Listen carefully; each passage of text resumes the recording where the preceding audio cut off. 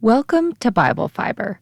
I am Shelley Neese, president of the Jerusalem Connection, a Christian organization devoted to sharing the story of the people of Israel, both ancient and modern. This week we are studying Nehemiah 6. The city wall was almost complete. All that remained was setting the doors and the gateways. With the window of intervention closing, Judah's local enemies kicked their opposition campaign into overdrive. This time around, they focused all their efforts on Nehemiah. Chapter 6 is a record of the various intimidation tactics they brought against him. As the visionary and leader of the wall project, he had a target on his back.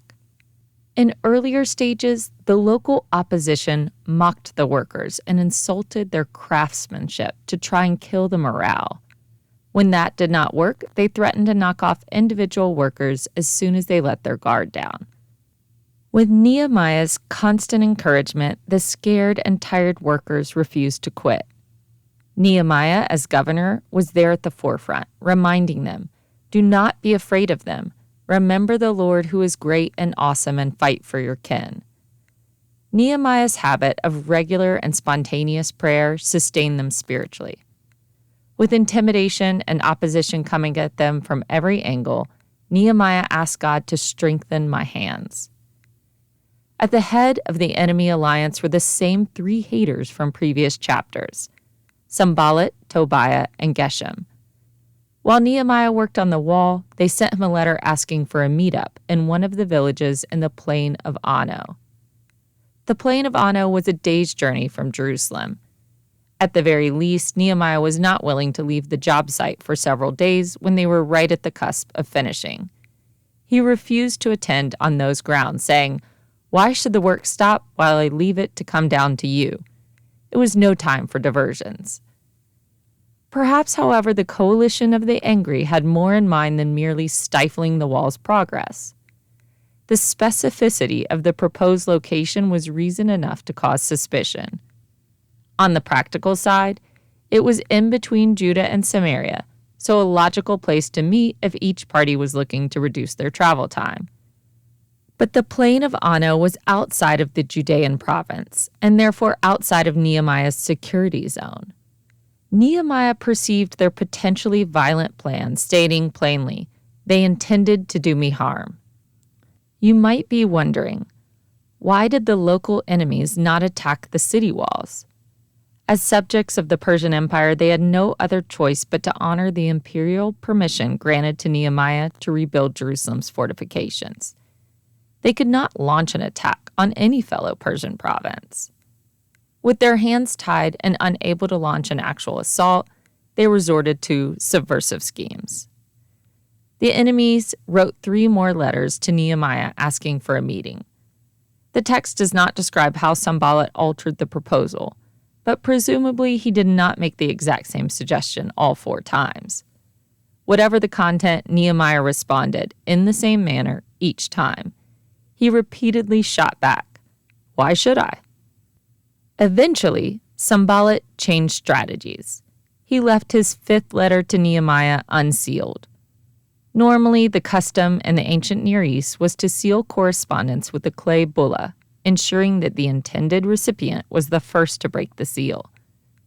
Sanballat left the letter unsealed, intending for the letter carrier to read its contents.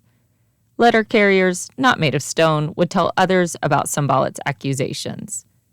Sanballat was relying on the rumor mill to circulate his anti-Nehemiah propaganda. He hoped the rumors of revolt would reach the local Persian authorities. The letter charged Nehemiah with various degrees of treachery, asserting that the Jews intend to rebel against the Persian Empire. Rumors of rebellion was one of the locals' repeated tactics to stop the returnees. Sumerian officials knew that Nehemiah had imperial permission to rebuild the wall. Their only hope of the king withdrawing his permission was if they could stir up suspicion about Nehemiah's real intentions. Since Nehemiah had been Artaxerxes' trusted cupbearer, they had to work hard to discredit him.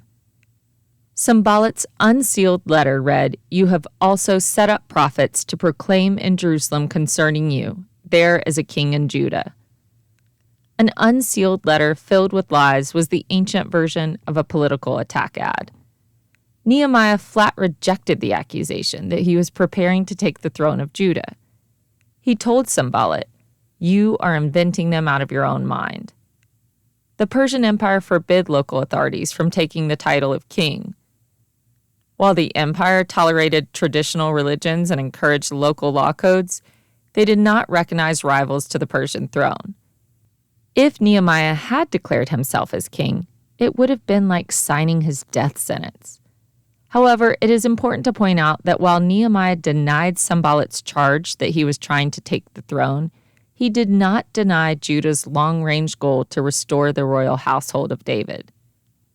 According to Jewish tradition, the king of Judah had to be a descendant of King David. Nehemiah was not in the Davidic line and therefore not a royal candidate. Zerubbabel had been the only descendant of David to take on a leadership role in the remnant. Zerubbabel was leader over the first wave of returnees charged with laying the foundation of the Second Temple. The prophets harbored high hopes that Zerubbabel was God's chosen. Haggai envisioned Zerubbabel taking the signet ring of God. In Zechariah's visions, Zerubbabel was elevated above the mountains. And then suddenly, Zerubbabel vanished from the biblical record without explanation. Most likely, there were members of the community who admired Nehemiah and yearned for him to transition from governor to king as one step forward in their path towards independence. They may have been willing to forego the Davidic requirement. With the temple rebuilt and the city walls near completion, the restoration of the kingship was an unchecked box on the list of restoration promises. We do not know the power relationships between the leaders in the post-exilic community. With the full restoration of Israel still on the horizon, readers can feel the angst of that middle ground in the Ezra and Nehemiah narratives. Both reformers fulfilled their duty as leaders, surely aware of the underlying question of how long they could last without a king. The Ezra and Nehemiah narratives avoided the subject of king and instead narrated the things only in their control. Judging from the accusation of Sanballat in his open letter, talk of restoring the Davidic throne lingered.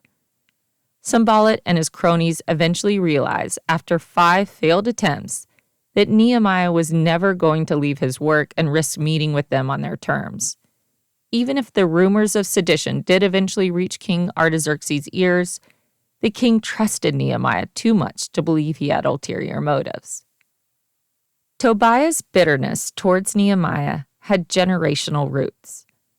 In the genealogical record of the first wave of returnees in the time of Cyrus, the Tobiah family was listed among the immigrants who were unable to prove their Israelite heritage.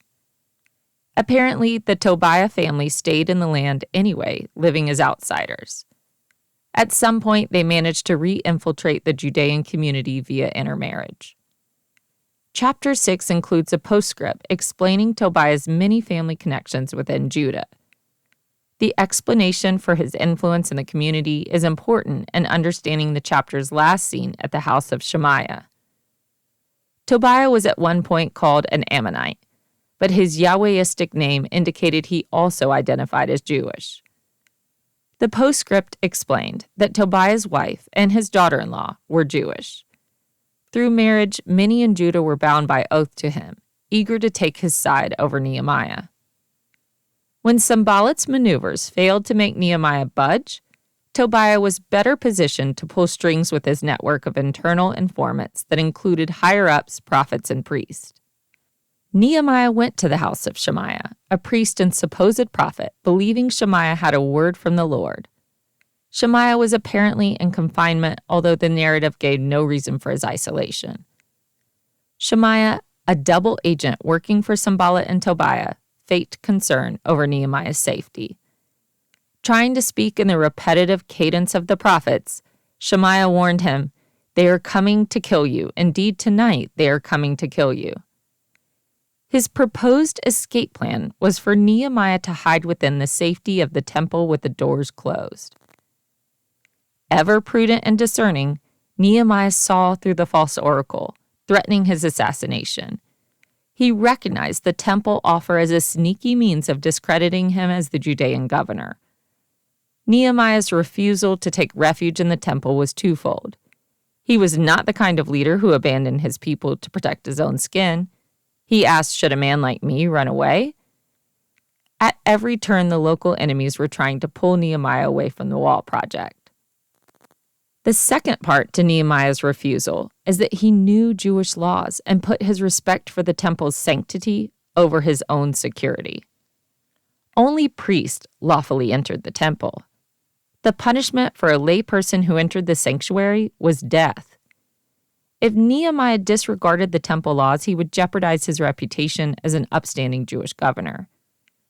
Nehemiah interpreted Shemaiah's motives, accusing him of trying to make me sin by acting this way, and so they could give me a bad name. Such an act would have driven a wedge between Nehemiah and the priesthood. The post-exilic community took false prophecy seriously, but it was still an issue that persisted across the centuries. Zechariah warned the remnant of the poisonous effect of false prophets. He described a hypothetical scenario of a false prophet spreading lies to the point that his own parents had to kill him. After reading Zechariah, one has a vague sense about the spiritual problems in the post-exilic community, but it is all interpreted through spiritualized prophetic language. On the contrary, Nehemiah's telling of the troubles with false prophets is refreshingly pragmatic and gives all the drama in detail. He named the bad actors and exposed their motivation. Working alongside Shemaiah was the false prophetess Noadiah. In the pre-exilic period, good prophetesses ministered to the community, like Miriam, Deborah, and Huldah. The naming of a false prophetess at least points to the continuation of the office in both male and female spokespeople. True to his character, Nehemiah left vindication in God's hands, praying that God would remember the false prophets for hire according to these things that they did. In 445 BCE, the wall of Jerusalem was complete with the placing of the doors and the gateways. The entirety of the fortification project took only 52 days. Opposition threatened the project at every point along the way. But Nehemiah and his workers moved past every obstacle, refusing to let the work stop or even stall. Even Judah's enemies were afraid and lost their self-confidence when they heard news of the completed wall. Nehemiah said they realized that this work had been done with the help of our God. The locals were having a moment. They knew they had witnessed a divine hand at work in the world, and they realized they had been working against the divine will. After all their efforts to intimidate and frighten the wall workers, their plan backfired, and they were the frightened ones. Nehemiah clearly had supernatural protection. Sanballat and Tobiah threw every form of deterrence his way, but he was unscathed. At every phase of their scheming, their goal had been to discredit Nehemiah. If they had succeeded in pulling him away from the wall building, the exhausted workers would have lost respect for their tireless leader. If Nehemiah had broken the laws and hidden the temple, he would have broken his relationship with the priest. But Nehemiah persevered, perseverance being the overarching theme of the entire book. Thank you for listening. Next week we are reading Nehemiah 7 and learning about what happened after the wall was built. I don't say all the references in the podcast, but they're all in the transcript. Send me a message, I'll respond. Bible Fiber is available on YouTube or wherever you listen to your podcast. Shabbat Shalom.